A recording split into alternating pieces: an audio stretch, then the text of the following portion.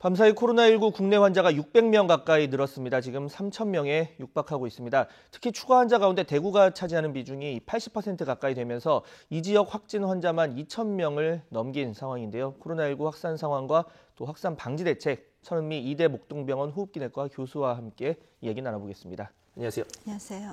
네. 먼저 오늘도 환자가 지금 600명 가까이 늘었습니다. 네. 사실 이제 3,000명을 바라보는 상황인데 지금 우리가 언덕을 오르고 있는 건지 아니면 앞으로 이 언덕의 경사가 더 높아지는 건지 지금 교수님 우리 어디쯤 가고 있는 겁니까?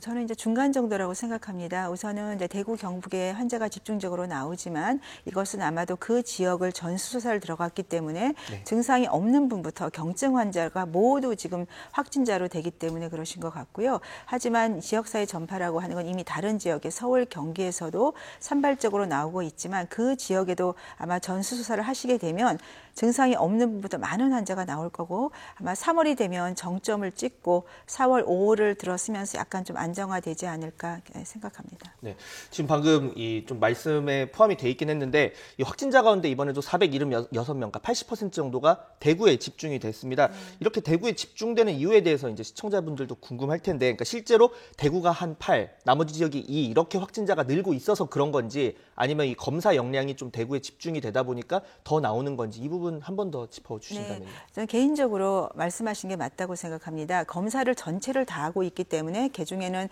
중증도 있지만 증상이 미약하거나 없는 분들도 다 확진자로 나오시죠. 많은 분들이. 네. 그렇지만 다른 지역에는 본인이 증상이 있거나 연관이 있는 분들이 검사를 하기 때문에 안 나오시는 거죠.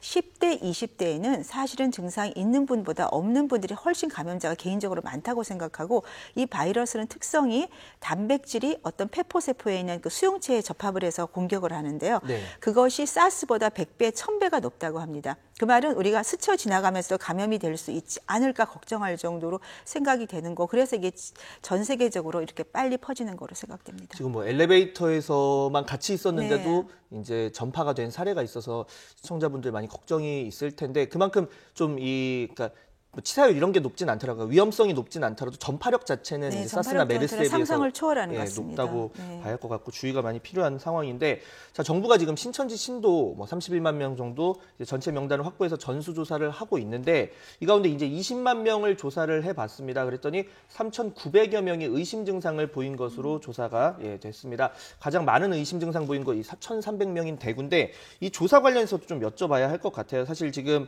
정부가 1.9%만 유증상을 보였다 이렇게 얘기를 했는데 이게 지금 전화로 그냥 진행이 되는 거죠. 사실 네. 이 답변의 좀 신뢰성 이런 부분부터 먼저 짚어봐야 될 것 같은데 사실 어느 때보다 솔직한 답변이 필요한 상황이겠네요. 네, 우선은 전화로 문의를 했기 때문에 거짓말을 좀 하시는 분도 계시겠죠. 네. 그런데 이 코로나19는 말씀드렸듯이 건강하시고 젊은 분들한테는 괜찮아요. 그런데 만일에 본인이 70대 이상의 고령자시거나 어떤 심혈관 질환이나 당뇨, 만성호흡기 질환, 암 환자시면 매우 위험합니다. 지금 사망자들이 보시면 대기하다가 입원하다가 사망하시는 분들 대부분 고령자 기저질환 환자거든요.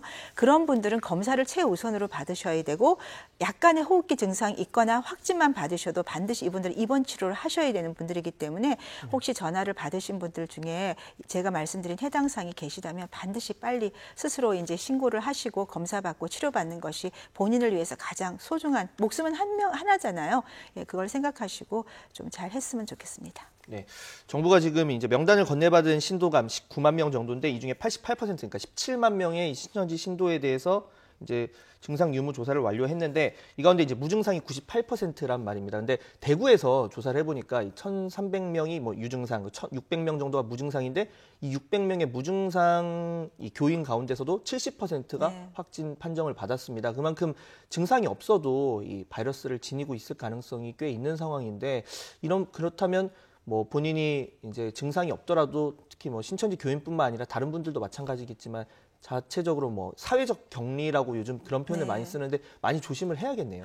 네, 우선 이 바이러스가 전파력이 너무 높다 보니까 네. 우리 일반인들이 지금 본인은 감염이 안 됐다고 생각하실 수 있지만 많은 부분에 지금 지역사회 감염이 돼 있을 겁니다. 그렇기 때문에 이게 안정화될 때까지는 최소한 모임을 자제하고 마스크를 사실은 엘리베이터라든지 이런 밀폐된 공간을 꼭 쓰셔야 되는데 엘리베이터 잘 안 쓰시더라고요. 맞습니다. 근데 그런 밀폐된 공간에 꼭 쓰셔야 되는데 가장 문제가 그럼 마스크가 없는데 어떻게 하냐. 국가에 꼭 부탁드리고 싶은 게 지금 우리나라에서 마스크가 없다는 것 자체에 저도 이해가 안 가고 국민들도 너무 답답하고 이해가 안 갑니다. 이런 마스크를 주시는 건 최소한 국가의 책임이라고 저는 생각하거든요. 그래서 우선 마스크를 모두 착용할 수 있게 해주시고 최대한 모임 자제하고 호흡기 증상이 생기면 건강하신 분들은 한 2, 3일 지켜보다가 증상이 좋아지면 아 괜찮겠구나 생각을 하되 그 대신 마스크 착용 꼭 하셔야 되고요. 그다음에 연세가 많은 분들이 조금이라도 호흡기 증상이 있으면 반드시 진료를 보셔야 됩니다. 실외보다는 실내에서 특히 마스크, 마스크 착용을 이제 착용을 더 됩니다. 주의를 해주셔야 되는데 이건 좀 어떻습니까? 그러니까 외식을 요즘 좀 아무래도 밥을 먹으면서 마스크를 쓰고 밥을 먹을 수는 그럴 수 없다 보니까 없죠. 또 예. 밥이란 게 이게 뭐 식탁 거리가 먼 것도 아니고 가까운 거리에서 대화를 나누면서 또 밥을 먹게 되고 네. 뭐 반찬 같은 경우도 같이 나눠 먹고 하는데 외식 할 때 마스크 벗고 밥 먹는 거 어느 정도로 좀 주의를 해야 될까요? 이제 외식도 많이들 안 하시죠. 그런데 꼭 필요한 모임이 있다면은 이제 일회용, 1인용으로 식사를 하시는 게 좋을 것 같고요. 반찬을 덜어서 먹는다거나 예, 이런 식으로. 그렇죠. 답답하시겠지만 대화는 최대한 자제하고 그런 식으로 해서 모임도 짧게 하시는 게 좋을 것 같습니다. 네. 자, 지금 이 음성 판정을 받은 뒤에 퇴원을 했는데 네. 퇴원을 하고 나서 다시 양성 판정을 받은 사례가 일본에서도 있었는데 우리나라에서도 발견이 됐습니다. 이게 보통 저희 상식으로는 한번 병에 걸렸다가 이제 완치가 되면 항체가 생기는 걸로 알고 있는데 뭐 코로나19는 다른 겁니까? 그렇진 않고 아마 그 문제 많이들 궁금해하시는 것 네. 같습니다. 그래서 연구가 조금씩 나오고 있는데요. 보니까 그 일본 경우는 너무 빨리 치료를 완치했다고 생각을 하신 거고, 네. 그러니까 중국에서 5분을 완치를 한 분들을 이제 관찰을 한 게 있어요. 그분들이 이제 완치돼서 5일간 에서 13일간 다시 검사를 하신 거죠. 완치라고 한 증상도 없고 CT에도 정상이 없고 2번 이상 음성인 경우를 얘기를 합니다. 근데 그 4분이 전부 다 다시 양성이 나오는 거예요. 그런데 그분이 집에서 일상생활을 하셨고 아무 증상은 없고 가족은 전염되지 않았다는 거죠. 그 말은 완치가 됐다는 게 코에서 검사한 게 완치가 됐지만 혈액이나 대소변에는 바이러스가 남아있을 확률이 높다고 생각합니다. 그러다가 그것이 나오는 거고 일부에서는 그게 바이러스가 활성화가 아니라 RNA 조각이 남아있다가 그게 검출된 걸 수도 있다. 그렇기 때문에 타인에게 감염은 안 됐다. 이런 연구도 있기 때문에 조금 더 연구가 필요하지만 중요한 것은 2주 격리에 완치가 됐다고 해서 절대 바이러스가 없다고 생각하시면 안 되고요. 최소한 2주 이상의 본인의 자가격리나 개인생활 위생을 굉장히 주의하셔야 됩니다. 왜냐하면 증상이 좋아진 경우에 보면 건강한 분은 대부분이 바이러스가 많이 나오고 있어요. 그렇기 때문에 지금은 개인 위생이 저는 최고로 중요하고 그것이 지역사회 전파를 막을 수 있는 가장 중요한 방법이라고 생각합니다. 그러니까 지금 뭐 병원에 한번 갔다가 확진 판정을 받았다가 완치가 돼서 퇴원을 하신 분이라도 네, 맞습니다. 이제 뭐 바로 그렇다고 뭐 영화관 가고 다중이용 그러시면 시설 안 가고 되죠. 그러지 말고 네. 한 최소 1, 2주 정도는 좀 완충 한 시간을 2, 3주 이상 2, 3주 더, 이상은 더 좀 필요할 그런 것 시간을 같습니다. 가져야 한다 이런 네. 얘기를 해주셨고 자 지금 상황이 가장 심각한 곳이 바로 대구입니다. 대구인데 이 대구에서 지금 병실 부족 얘기가 뭐 의료진 부족도 그렇지만 병실 부족 이야기가 계속 나오고 있어요. 그렇다 보니까 이제 아까 뭐 얘기를 해주셨지만 기저질환이 있거나 고령이거나 이렇게 면역력이 약해서 더 위험한 분들 위주로 이제 먼저 음압병동이나 이런 데 이제 수용을 하고 있는데 나머지 분들은 자가격리를 하고 있는 상황인데 자, 이걸 어떻게 그러니까 자가격리 그러니까 전화로 대구 지역 뭐 의료진들 많이 자원봉사를 해주시니까 전화를 해서 상황 물어보고 한다고는 하는데 이 자가격리로 가능할지 이 부분이 좀 궁금하거든요. 네. 지금 증상이 없는 분들이나 경증 환자도 확진자로 많이 나오지 않습니까? 네. 그런 분들은 대부분 20대, 30대 건강한 분들이 많으세요. 그러니까 그런 분들은 집에서 잘 조절을 하시면서 이 바이러스이기 때문에 대부분 그냥 좋아지는 경우 많으세요. 80%가. 네. 그렇지만 아까 말씀드린 이제 주의는 하셔야 되고 타인에게 감염이 될 수 있고 그리고 이번에 가장 꼭 필요한 분들은 고령자, 최소한 60대 이상의 기저질환자는 확진자가 되면 무조건 이분들은 최소한 병동이라도 입원을 시켜주셔야 조절을 하면서 그분이 중증으로 넘어가기 전에 최선의 치료를 받으실 수가 있습니다. 그래서 앞으로 입원 기준은 증상이 있고 기저질환, 고령자 중심으로 우선적으로 입원을 해주시고 검사도 마찬가지입니다. 그렇지 않고 건강하신 분이 확진자가 되는 경우는 집에서 자가격리를 하든지 조금 불안한 경우는 임시 우리가 환자들을 볼 수 있는 그런 시설을 마련해서 거기서 한 2주 정도 경과를 보는 그런 식으로 시스템을 마련해 주는 것이 필요할 것 같습니다. 그런데 최근에 대구 지역 사망자를 보면 60대 이상 고령자인데 기저질환도 있었고 근데 병실 배정을 대기를 하다가 숨지는 안타까운 일이 있었는데 자, 뭐 없는 병실을 막 갑자기 지을 수는 없겠지만 이 의료진의 한 분으로서 그런 사태, 그러니까 대기하다가 숨지는 상황을 막으려면 좀 지금 어떤 대책이 필요하겠습니까? 그러니까 우선 이제 본인이 검사를 받을 때도 네. 의료진 입장에서는 이분이 기저질환이 있고 고령자인지를 먼저 보고 그분들을 먼저 검사를 하고 그분들을 우선적으로 병실을 배정해 주는 것이 필요하다고 생각합니다. 근데 지금 초기 단계다 보니까 무조건 확진자를 대기 순서대로 검사하고 입원을 시켰거든요. 예. 그런데 20대, 30대 건강한 분은 꼭 입원하실 필요가 없습니다. 도리어 입원한 경과에 다른 병도 걸리실 수 있기 때문에 자가격리나 임시시설에서 같이 치료를 받고 그분이 만일에 폐렴이 생겼다, 나빠졌다. 그럴 때는 이제 병동으로 입원을 네. 하는 그런 식으로 하는 게 필요할 것 같습니다. 사실 뭐 이 그러니까 코로나19뿐만 아니라 모든 병이 다 그렇잖아요. 본인이 이제 가장 좀 불안하고 네, 좀 맞습니다. 위험하다고 생각을 하고 그러니까 특히 초반에는 이제 병실에 입원을 했다가 중간에 나가라고 이제 의료진이 권유하기가 사실 쉽지 않은 상황인데 뭐 저도 30대지만 저 같은 뭐 30대나 20대 이런 분들은 평소에 면역력이 좀 있는 상황이기 때문에 그런 분들에 대해서는 어떻게 보면 병실 확보 차원에서 좀 이제 그 자가격리로 다시 돌린다거나 뭐 이런 조치도 뭐 모자라다면 필요하다는 말씀으로. 네, 맞습니다. 그리고 우리는 독감 같은 경우 검사하면 이제 우리 타미플루란 약을 가지고 집에서 조절을 하지요. 사실 네. 그런 시스템으로 가야 되기 때문에 지금 약이 한 100개 정도가 개발을 하고 있다고 합니다. 네. 그래서 조만간 약제가 개발이 되면 그 약을 복용하고 아니면 주사를 맞고 집에서 경과를 보면서 상태가 나빠진다는 게 이제 불안해하실 필요 없는 게 어떤 얘기냐면 정상이 완전히 좋아지면 괜찮죠. 그런데 갑자기 조금 뭐 기침이 오래 간다든지 열이 나거나 그런 증상이 나면은 병원에서 바로 입원할 수 있게 이렇게 체계를 마련해 주시면 됩니다. 네. 지금 제가 뭐 방금 아까 전에도 말씀을 드렸지만 이 대구 지역 상황 계속 이제 좀 얘기를 해보면 그래서 경증 환자는 좀 다른 지역으로 이동을 해서 병실에 이제 수용을 할 수 있겠죠. 왜냐하면 대구에 한정이 돼 있으니까 네. 대구라는 곳에 뭐 100이면 지금 환자는 1000 이상 이렇게 나왔기 때문에 뭐 충분히 그런 고려를 하고 있는 상황이고 뭐 지자체 사이에 이런 얘기들이 나오니까 중앙 정부에서 이제 좀 나선 상황인데 지금 그 과정 첫 번째 질문은 그 과정에서 혹시나 우려가 생길 수 있잖아요. 어떤 부분 주의해야 될까요? 환자를 이송하는 과정에서 당연히 이 뭐 더 퍼지거나 하면 안 되는 부분이니까. 예. 네. 우선 경증 환자 중에서 조금 폐렴 증상이 있는 분들은 가까운 지역에 일반 병동을 격리 병상을 마련해서 하시면 될 것 같고요. 그러니까 4인실, 5인실에 같이 들어가셔도 될 것 같습니다.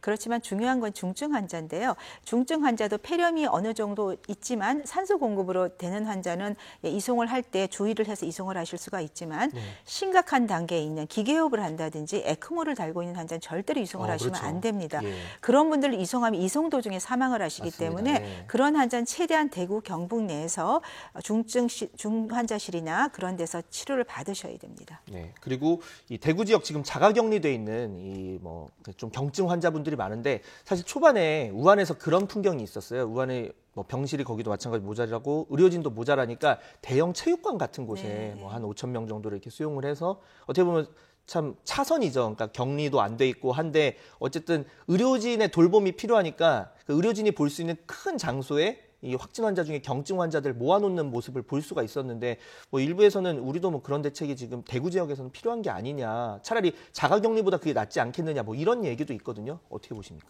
네, 뭐 아주 건강하신 분들은 저희 증상이 없는 경우 하지만 약간 기침이라든지 발열을 좀 하시는 경우에는 그 의료진의 보살핌을 받는 게 환자 입장에서 훨씬 안정감이 있습니다. 그렇기 때문에 말씀하신 대로 그런 좀 많이 수용할 수 있는 시설을 마련해 주시는 것도 일종의 방법이 될 것 같습니다. 네. 자, 해외 상황도 좀 보겠습니다. 지금 이탈리아 중심으로 이제 유럽에서도 퍼지고 있고 또 중동에서도 뭐 이란이라던가 그리고 쿠웨이트 이런 데서는 환자가 두 자릿수로 급증을 하고 있는 상황입니다. 뭐 이 미국 다우지수가 사실 이런 거에 민감한데 지금 주가가 뭐 역대 최대 퍼센트는 아니지만 최대치로 떨어진 정도로 이 팬데믹이라는 이 대유행에 대한 우려가 나오고 있거든요. 어떻게 봐야 될까요? 네, 우선 신종플루하고 굉장히 유사한 절차를 밟는 것 같습니다. 네. 우리나라나 뭐 이탈리아 말씀하신 중동 지역을 봐도 이게 날씨와 관계없는 바이러스인 것 같고요. 그래서 팬데믹으로 갈 확률이 저는 있다고 봅니다. 그렇다면은 이제는 백신과 치료약제 개발이 굉장히 중요해질 것 같고요. 또 토착화가 되면 매년 이 코로나19에 의한 감염이 있을 수 있기 때문에 거기에 대해서도 국내에서도 빨리 대비가 필요할 것 같습니다. 네. 사실 뭐 지금 그 상황에서 아까 그 일반적인 생활 수칙을 좀 얘기해 주셨는데 지금 이 단계에서 가장 지금 TV를 보시는 시청자분들 뭐 손 씻기 잘하고 그리고 입 주변 만지지 않고 손 아무데나 막 대지 않고 장갑 끼시는 분들도 요즘 있던데 마스크 잘 착용하고 이런 수칙에 이제 많이 들으셨을 테고 그 외에 좀 지금 꼭 필요한 조언을 해주신다면 어떤 게 있을까요? 우선은 뭐 하여튼 많은 사람이 있는 곳에 가지 말아야겠죠. 제일 네. 중요한 건. 하지만 우리는 생활을 해야 되기 때문에 네. 말씀드린 대로 마스크 착용을 꼭 해야 되고 그리고 이제 손 씻기도 말씀하셨는데 손 씻기도 말씀 여러 번 드렸습니다만 그냥 대강 씻으시면 안 되고요. 비누하고 물을 흐르는 물에 30초 이상 깨끗이 씻어야 되고 손 세정제도 최소한 30초 이상 잘 비벼주셔야 된다. 그게 굉장히 중요한 포인트고요. 우리가 자주 만지는 이런 딱딱한 물체나 키보드는 알코올이라든지 세척제를 할 수 있는 그런 걸로 좀 닦아주시는 게 필요하고요. 그리고 평상시에 운동, 면역. 우리가 지금은 저는 개인적으로 스쳐 지나가다 걸릴 수 있다. 이 정도로 이 바이러스 감염력이 강하다고 생각하는 사람이거든요. 그렇다면 누가 걸릴지 아무도 몰라요.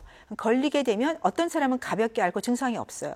근데 어떤 사람은 정말 목숨이 위험할 수도 있죠. 그러니까 그런 경중을 잘 따져야 되고 만일에 걸리더라도 약하게 앓으시려면 본인 면역이 중요하기 때문에 운동하시는 거 매우 중요하다고 생각합니다. 네, 그러니까 뭐 스쳐 지나가도 감염이 될 수도 있고 네, 그 뭐 안 되는 정도로 경우도 있을 네, 수 있고 예. 한데 좀 이제 심각하게 보시는 거고 네. 자, 이 지금 저도 뭐 SNS나 이런 메신저를 많이 쓰지만 메신저로 코로나19 관련 내용들이 많이 옵니다. 많이 네. 오는데 그 가운데서 뭐 코로나19에 한번 걸리면 뭐 폐 기능이 거의 영구히 손상된다거나 뭐 그래서 다시는 회복할 수 없다. 뭐 이런 좀 두려움을 줄 수 있는 글들이 이제 확인되지 않은 글들이 오고 있는데 이 부분도 의료진으로서 좀 여쭤봐야 될 것 같아요. 이게 걸리면 아까 뭐 자연적으로 면역력 좋은 사람은 뭐 완치가 되는 경우도 있다 했는데 이런 글들 어느 정도까지 믿어야 되는지. 이제 바이러스 폐렴이고요. 코로나19가 이제 그 메르스하고 자꾸 이렇게 비교를 하시는데 메르스는 하부 기관지에서 주로 발생을 해서 폐렴, 하부 기관지. 예, 폐렴을 심하게 유발하지만 감염력이 그 대신 굉장히 낮죠. 네. 근데 코로나19는 코에 상부에서 먼저 나옵니다. 상부 기도에서 나오다가 이게 시간이 지나면서 폐렴이 진행이 되면 하부로 가서 폐렴을 유발하는 건데 아직까지 한두 달밖에 안 됐고 그 과정에서 폐섬유화증으로 고생을 했다는 보고가 나올 수가 없으세요. 그러니까 그거는 일종의 잘못된 생각이고요. 그 경과는 조금 더 지켜봐야 되지만 개인적으로는 폐섬유화증 가는 경우는 거의 없고 그 전에 좋아지거나 아니면 사망하시거나 두 길을 간다고 생각합니다. 네. 자, 이번엔 병원 이야기를 좀 해보겠습니다. 지금 뭐 대구, 경북 외에 확진자가 계속 뭐 늘고 있는 상황인데 특히 뭐 서울 은평 성모병원에서는 이 체열 작업을 하던 이제 그 의료진이 이제 감염이 되는 상황이 있었습니다. 일단 두 가지를 여쭤볼 건데 하나는 이 뭐 그러니까 혈액으로 통해서 감염이 되는지 안 되는지부터 먼저 들어볼게요. 네, 그거에 대한 연구는 없는데 지금 네. 바이러스 자체가 혈액에서 검출이 됩니다. 네. 그렇다면은 정말 혈액에서 검출이 됐으면 그 혈액을 가진 사람이 다른 환자의 혈액에 전염이 된 가능성은 완전 배제할 수는 없겠죠. 배제할 수는 없다. 네, 예. 그렇지만 그 연구가 된 건 아니지만 어쨌거나 이 바이러스는 혈액에서 검출이 된다는 건 중요한 점인 것 같습니다. 또 뭐 다른 의료진분한테 한번 여쭤보니까 그런 얘기를 하더라고요. 이 그 수혈, 헌혈 과정, 헌혈을 하려면 어느 정도는 건강해야 되는데 그렇다면 뭐 최소한 이 혈액으로 감염이 되려면 기침이라던가 이런 발열 증상이 심각한 단계에서 혈액으로 되기 때문에 헌혈 과정에서는 좀 그런 우려는 없다. 왜냐하면 보통 건강한 사람들만 헌혈을 하니까. 근데 아까 무증상자 또 감염 그렇죠. 가능성이 있다고 예. 했는데 어떻게 봐야 될까요? 좀? 그렇죠. 그거는 지금 꼭 그렇게 말씀을 드리는 장담할 수 없다. 어려울 것 같습니다. 네. 자, 그렇다면 이 지금 그런데 이런 사태로 인해서 이제 수혈을 꺼리는 경우도 있는데 그렇다면 이 코로나19 말고 다른 환자들 같은 경우는 사실 혈액이 많이 필요하거든요. 네. 의료 현장에서 혈액 많이 필요하잖아요. 맞습니다. 좀 이것 때문에 수혈을 꺼리시는 분들도 있을 텐데 그 부분에 대해서 조언을 좀 해주신다면. 가능하면 사실 혈액을 검사를 하고 네. 수혈을 하는 게 가장 안전할 것 같아요. 이렇게 어려운 시기에는. 그렇지만 아주 응급 사태라면은 우선 수혈을 받아서 네. 더 중요한 게 생명이기 때문에 그렇죠. 그쪽을 먼저 하시는 게 맞고요. 조금 체계가 잡히면 혈액에서도 저는 개인적으로 검사를 하는 것이 퇴원 전에 네. 바람직하다고 생각합니다. 그렇다면 뭐 수혈 과정에서 특히 또 꼭 혈액을 통해서 감염되는 게 아니라 그 수혈 과정에서 뭐 장비라던가 이런 걸 또 손에 그렇습니다. 대고 네. 하면서 그 과정에서 입에 손이 가고 하면서 감염이 되는 경우도 있기 때문에 네. 그런 부분 더 주의를 해야 될 것 같고요. 자, 의료진 감염 사례도 이제 이어지고 있습니다. 이어지고 있는데 이 감염 환자들을 직접 대면하는 상황인데 뭐 얼마 전에 가운을 방호복 대신에 가운만 입어라 뭐 이런 얘기를 해서 좀 공분을 사기도 했단 말입니다. 좀 어떻게 해야 될까요? 국민들은 마스크가 필요하고 저는 의료진으로서 방호복이 필요합니다. 저를 보고 전쟁에 나가서 이제 대처를 하라고 할 때 고장난 총을 가지고서 나갈 수는 없지 않습니까? 네. 왜냐하면 이 코로나19는 감염력이 강하기 때문에 재채기를 하세요. 검체를 할 때 얼굴에 담았습니다. 이 가운은 목이랑 머리가 다 나와요. 그러면 목에 바이러스가 묻으면 저 모르게 딱 만지면 그대로 가면 전 감염이 되죠. 그럼 제가 감염이 되면 타인에게 전염도 되지만 제가 보는 환자들은 의료진 공백으로 진료를 볼 수가 없으세요. 그걸 생각한다면 국가에서 아무리 어려워도 이 시기에 방호복이 없이 우리 보고 의료진 보고 진료를 보라고 하는 것은 매우 어려운 일이라고 그렇습니다. 생각합니다. 예. 부탁드립니다. 국민에게는 마스크를 주시고 저희 의료진에게는 최소한의 방호복은 주시는 것이 저는 의료진으로서 부탁드리는 말씀입니다. 방금 말씀하신 것 중에서 전쟁에 나가는데 당연히 총을 쥐어주고 네. 전쟁하라 이제 돌 하나 주고 싸우라고 하면 그거는 예, 좀 맞지 않는 얘기 같고요. 자, 앞으로 이 추세에 대해서 좀 보겠습니다. 이 미국의 뭐 JP 모건 투자은행인데 이 투자은행에서는 이 국내 뭐 10,000명까지도 늘 수 있고 뭐 3월 달이 이제 정점이 될 것이다 이런 얘기를 했고 더 좋지 않게 비관적으로 보시는 분도 있고 그것보다는 좀 더 낙관적으로 전망을 하는 분들도 있습니다. 사실 지금 상황에서 이 전망이란 게 뭐 중국 상황을 그대로 대입한다거나 그러니까 어느 정도는 불확실성이 있지만 그래도 어떻게 좀 전망을 하세요? 한번 들어봐야 될 것 같거든요. 그러니까 3월 정도가 되면 사실은 날씨가 가장 바이러스가 증식하기 좋다고 그러거든요. 그러면 3월을 최소한 넘기겠죠. 예, 넘기고 뭐 4월, 5월 필요하다면 뭐 여름까지도 가지 않을까.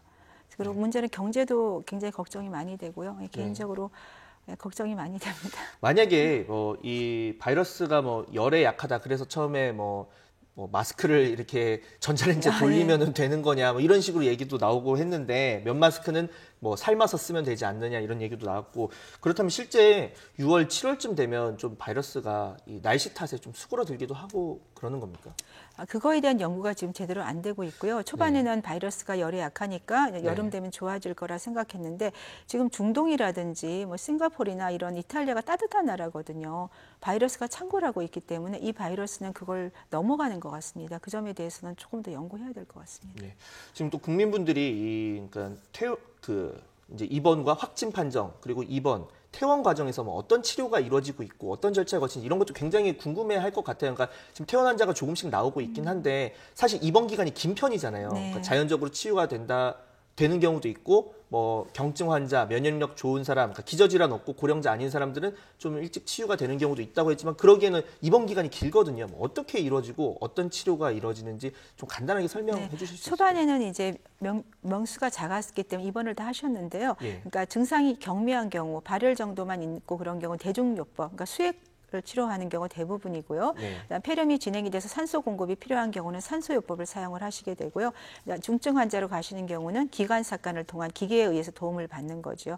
대부분은 이제 가벼운 이제 뭐 대중요법이 대부분 치료가 되시는 거고 초반에 이제 항바이러스제 같은 타미플루 같은 약이라든지 항에이즈 칼레트라 같은 것을 복용한 걸로 알고 있습니다. 자, 백신 이야기 해보겠습니다. 사실 백신이란 게 저희는 보통 영화를 보고 이제 하지만 만들어지기가 쉽지가 않잖아요. 왜냐하면 임상 실험을 거쳐야 되고 뭐 쥐나 뭐 이런 그 포유류뿐만 아니라 사람한테 부작용이 없는지 이런 걸 뭐 보통 그래서 약 개발하는 게 되게 어렵잖아요. 1상, 2상, 3상까지 가는데 뭐 지금은 또 위급 상황이긴 하지만 지금 백신 치료제 관련 얘기가 나오는데 어느 정도까지 지금 온 상황이고 언제쯤까지 기다려야 할지 한번. 제일 최근 연구를 보니까 지금 한 11개 정도 백신이 개발되고 있고요. 제일 빠른 건 미국 NIH에서 3월에 임상 1상을 돌입한다고 합니다. 3월이면 이제 다음 바로 주 일상을 돌입하면 사실 2상 정도에서 바로 사용을 할 수 있게 도입을 할 수가 있거든요. 그러면 조만간 한두 달 이내에 빠르면 사용할 수도 있지 않을까 기대하고 그러면 있습니다. 1상에서 이제 3상을 건너뛰고 2상까지 지금 3상까지 하기엔 너무 빨리 써야 되니까요.